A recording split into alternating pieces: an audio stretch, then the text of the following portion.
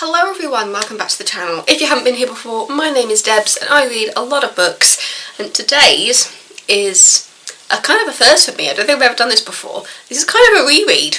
I listened to the audiobook of The Handmaid's Tale, and I think my first reaction to Handmaid's Tale is probably one of my earlier videos. Yeah, I first mentioned it on a read with me 6 years ago apparently. November 2018. I decided to listen to the audiobook of The Handmaid's Tale this time because it's got a few familiar names reading it. So it's narrated by Elisabeth Moss, with also appearances from Bradley Whitford, Amy Landecker and Anne Dowd.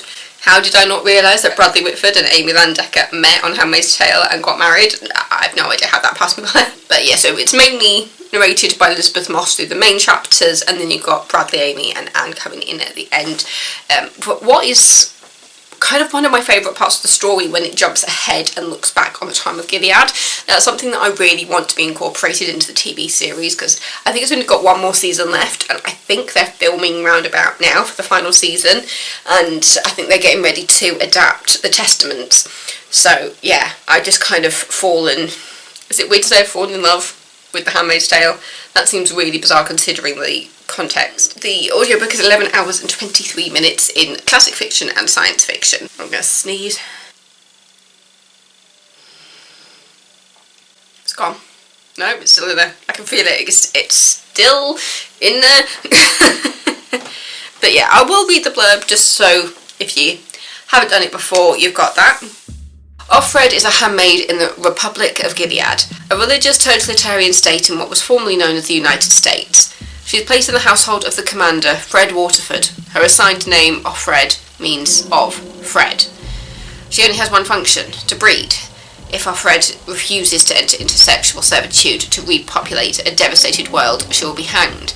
Yet even a repressive state cannot eradicate hope and desire. As she recalls her pre-revolution life in flashbacks, Offred must navigate through the terrifying landscape of torture and persecution in the present day, and between two men, upon which her future hangs.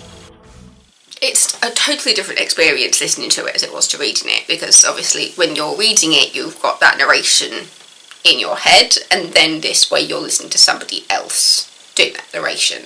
So I have to admit, I think it took me a little bit longer to get into it on the audiobook, just getting used to the voice of it, which is weird considering the fact that it's read by Elisabeth Moss, who plays Offred in the TV series. So it's just an interesting way to start it off really. As I got into the rhythm of the telling of the story, I just got sucked straight back in again, and it makes me want to rewatch the first season, because this book covers the entire first season before they then branched out. I do find it interesting that the TV series has continued while the Testament was being written and came out, and that Margaret Atwood did actually talk to like the creators of the TV series and said like this is where the book is going, just so they knew, so they had a way to try and keep the story kind of on track for what happens in the Testament. It's just, I'll admit, reading it at the time of like the elections and everything was an interesting experience as well, especially now that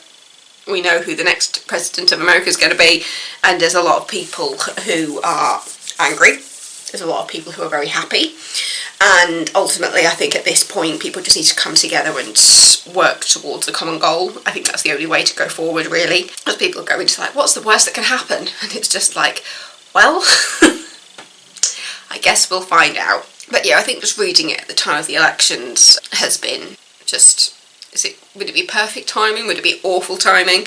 Especially just with the flashbacks going into like how Gilead came about, and people being pulled out of work and stuff, and women being told, oh, you can't work anymore, it's illegal, you can't do this anymore, it's illegal, and just seeing Americans' reactions to the next administration. As I said, I think one of my favourite parts of the book is the bit at the end where it looks back. I don't know why I'm completely fascinated by the end of Gilead, like what happens there. And obviously we do get an element of that in the Testaments, kind of like it happens on the inside, kind of like the gall comes from within the house when you look at the Testaments as well. I'm trying to figure out if I do want to listen to the audiobook of the Testament, which I feel like I should do. Because, I mean, it says it's read by Margaret Atwood, Bryce Dallas Howard, Derek Jacobi, Anne Dowd, May Whitman, and Tantu Cardinal. And it does make me wonder if Anne Dowd is going to be the voice of Lydia in the Testaments. Because I'll admit, when I watched the first season of The Handmaid's Tale, it gave me nightmares. I had to actually go onto YouTube and find interviews with Dowd just so I could separate the actress from the character, because I just thought she was terrifying. I do like the fact that with the audio narration of the book by Elisabeth Moss, it feels like she's really leaning into Dowd as Aunt Lydia, because I could just hear something in the impression of Aunt Lydia, which I was just I feel like that's a nod to Dowd, who is just bloody brilliant, isn't she? But because it has been a while since I read it, and obviously I have watched all the seasons now, I'm all caught up until the next one comes out, it just made me think a lot more about the fact that you've got this group of people who created this Republic of Gilead, and then they break their own rules. The rules that they decided to put in place for everybody else, and they go, oh, but I don't need to worry about that. Because it's just you see it in Serena Joy, you see it in Fred, they all have their things where they're just these rules might be in place, but maybe it doesn't apply to me. And I think that's just very indicative of the world of Gilead. The book feels so different to the series. I think mainly because as the seasons go on, yeah, it's still in that world of Gilead, but you realise how much it has actually changed, because in the book, both Fred and Serena Joy are actually a lot older. Because obviously for the TV series, you've got the incredible Yvonne Strahovski, who I can't imagine anybody else playing Serena, to be honest, now, but I think it really does change the story so much, making Serena Joy younger, because in the book she's an elderly woman. I've still got that sneeze in my nose, I can feel it. Oh, that feels bad. By making her younger, I feel like they just completely change that trajectory of the story, because in the book Serena Joy is older, and it does change things slightly, because obviously in the TV series, because they had to adapt to a younger Serena Joy, and then they even wrote in a pregnancy for Serena Joy for the last season. Spoilers, sorry if not everybody's caught up. Yeah, because obviously in the case of the book's narrative, that would never happen for Serena Joy. And Serena Joy's backstory is changed slightly, with the idea of just why she can't have children and all that, because obviously in the TV series they say that she was shot and stuff. The book has a slightly different backstory for Serena. I think no matter what, when you're reading a dystopia, where and how you read it can really change the way that you perceive it. I know that there was a book that I read, was it Karen Thompson Walker? I'm trying to remember the name of that book. It was such a good book. The Age of Miracles, Karen Thompson Walker. That was a really interesting book to read with that dystopia, because it was the idea that the days were getting longer. Reading that at a time when I was going to work in the dark and coming home in the dark because it was winter, it almost felt like I was living it. And so by reading and consuming The Handmaid's Tale in the midst of an election, that really changes the way that you understand it, because you just realise how precious life is, and how there really are people out there that want to take rights away from people. I mean, in the case of The Handmaid's Tale, they're wanting to take rights away from women. There's only a few people that are kind of saved from that, and I think, not to get overly political in this, which is kind of hard to avoid, knowing what's happened in America and what happened the last time Trump was in office, with them overturning Roe versus Wade and all the different abortion laws, because I mean, even when I was in Florida, I was very aware there was a conversation constantly happening through the adverts talking about the 6-week heartbeat bill. I feel very lucky to live in England. Admittedly, we have our own issues. Yeah, but it is hard to avoid politics when talking about a book like this, because it really is focused on an overthrow of the American government. And it is kind of insane to read about how quickly it happens when, I want to say June, she's never actually called June in the book, she's just Offred, but the name June comes from actually a line in the book where Offred talks about the names of people, and June is the only one unaccounted for, and so it's just oh, maybe this one is June, and if she's talking about everybody else. So we've heard about Moira, we've heard about Janine, but after saying the name June, we never see it again. Yeah, I think it's clever how people kind of read between the lines there to think, oh, maybe June is the name of Offred. Even Margaret Atwood came out and said, that wasn't my plan, but let's go with it. That's basically what she said. She never confirmed or denied whether June was actually Offred's name, but she hopped on board with the reading between lines of the names that were presented and who was unaccounted for. I don't know what really made me decide to read it during an election year, but I do think that really changed the way that I listened to it and absorbed what was happening there. And I think it's just fascinating. I think that's the reason why I like this book so much, and the world that it creates, is because it feels like something that could happen, which makes it so much more terrifying. There's just something quite unique about it. That's why I find it so strange to say it's one of my favourite books. When I think of my favourite books, they're all quite dark, actually, because I've considered this one of my favourite books. I consider Chinese Cinderella by Adeline Yen Ma one of my favourite books. It's basically autobiographical because she's talking about her own childhood and how she grew up and how she felt like her life was mirroring a Cinderella story. But in the darker side of it, with like the evil stepmother and things. And then I also like We Need to Talk About Kevin by Lionel Shriver. That's an incredibly dark book. Movie was okay. I remember seeing the advertisement for that book everywhere when I was at uni, to the point that it was just like, I need to read this book, obviously. And then I did, and it was just like, I cannot believe what I just read. And yeah, I feel like that's one I need to reread at some point. Yeah, so it's quite strange to say that some of my favourite books are so dark, but I think it's because it really makes you think. I like a book that makes me think. I love a book that really opens up my imagination and feels so real. I finished listening to this a few days ago, so I've really had time to kind of like let it mellow in my mind. And I love that they brought back the cast to narrate it, essentially. And as I said, there's just something about that final chapter where you have got that meeting happening and they're looking back on Gilead and they're listening to the tapes and they're saying there's no way to confirm like how these tapes were made and things, and I think it's because I love to see that. I love the idea of kind of looking back over it.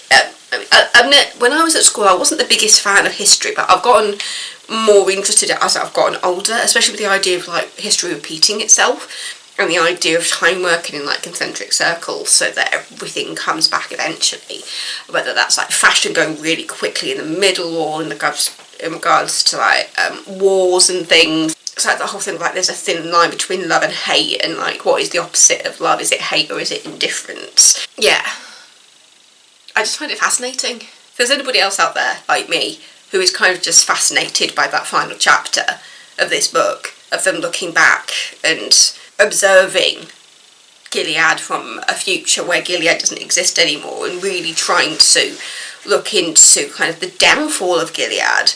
And the fact that the Testaments then goes into that, I found that really spoke to my soul in the Testaments, the fact that it does kind of look at that internal downfall of Gilead. And I think that's what makes me so interested in it. The fact that ultimately, through the Testaments, you find out that there was somebody on the inside who had this moment of clarity in realising the only way this is going to be taken down is from the inside, and it completely transforms the character of Aunt Lydia.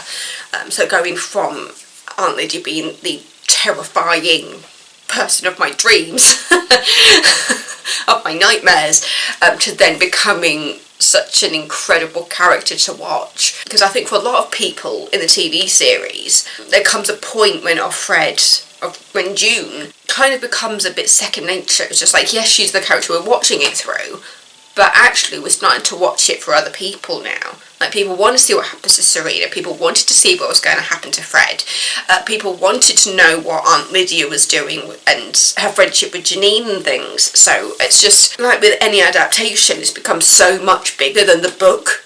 I need to check what the original artwork was, but I just find it so simple. The fact that it's just a handmaid.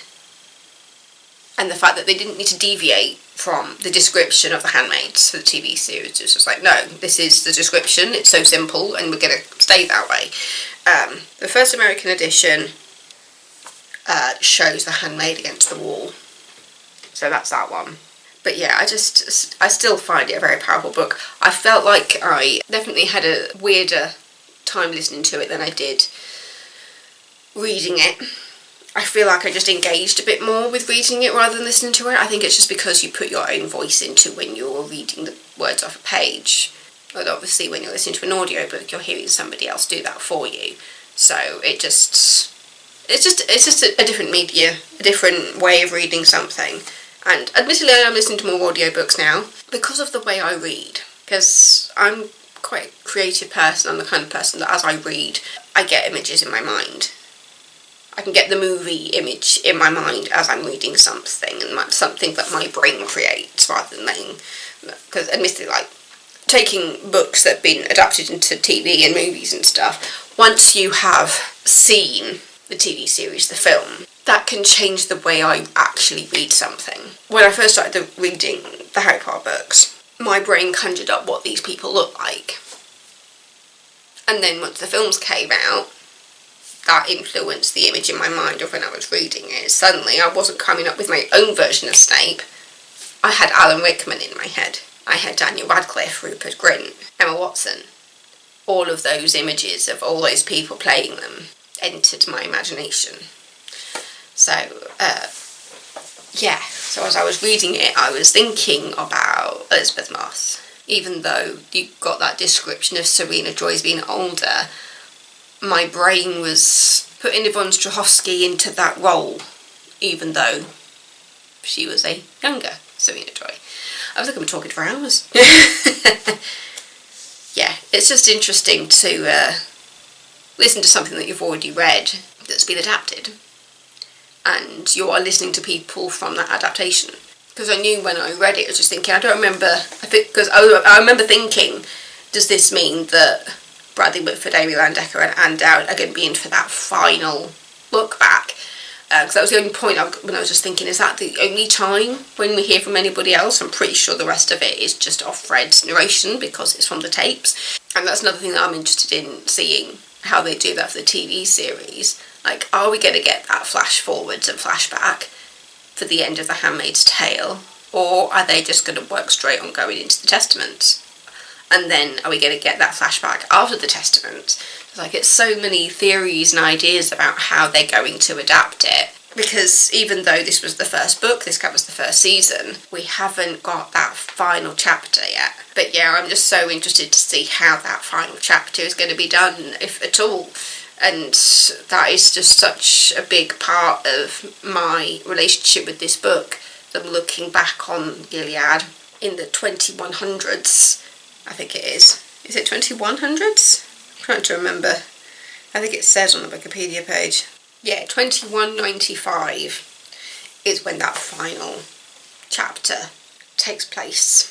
And this book was written in the 80s, remember that. They're looking back on audio cassette tapes. Because they say for then, the cassette tapes are 150 years out of date at the time and later transcribed by historians. Because, I mean, the fact that it was written in the 80s, yeah, it's one of those things where it's just like, you realise that the creation of like the CDs and the Blu-rays and streaming was just, it wasn't even a dot on the horizon in the 80s, and seeing how much technology has changed in that time. I mean, admittedly, I think the NHS still uses tapes. I think exams boards still use them sometimes as well, because I remember, well, to be fair, this was like 15 years ago when I was working for an exams board. We were listening to tapes of people doing like their oral exams for like French, German, Italian, all the different languages, but yeah, all their oral exams were on cassette tape that we had to listen to. So yeah, because I mean, if you're looking at 2195 and they're saying, oh, cassette tapes are 150 years out of date at this point, that puts them in 2045 when people when tapes are still being used, and it's just like, not really. I think I'm just fascinated by the world of Gilead and how it happens and how it gets taken down. For me, it still comes back to that final half hour looking back on it and trying to figure out who Offred was. I really hope they do something with that final chapter in the TV series, just because that's just something that I would really like to see. And I don't know why I'm so obsessed with that final half hour, that final chapter. But I am, yeah. Well, this has been an amalgamation of thoughts. So yeah, The Handmaid's Tale audiobook by Margaret Atwood, read by Elisabeth Moss, Bradley Whitford, Amy Landecker and Anne Dowd. There you go. That is just the front cover for the audiobook. I'm just listening to everything at the moment.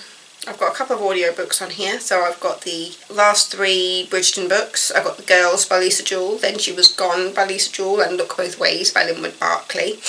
That's on my reserved. And then I'm currently listening to Alias Grace by Margaret Atwood. I've also got Oryx and Crake, the audiobook by Margaret Atwood, and I've also got The Wake Up Call by Beth O'Leary. And then, because I watched about half of Crazy Rich Asians with my mum today, I just thought, I want to read the book. So I've downloaded Crazy Rich Asians by Kevin Kwan. So that's going to be a cool book to read, and then I will watch the movie properly. It was being watched while I was out of the house. I came back, it was on. I'm just like, oh, okay. Let's see what's going on here. Anyway, so thank you for listening to my thoughts on listening to the audiobook. Yeah. So thank you so much for watching. Don't forget to subscribe, and I will see you next time with another video. Stay safe, everybody. I love you all. Goodbye.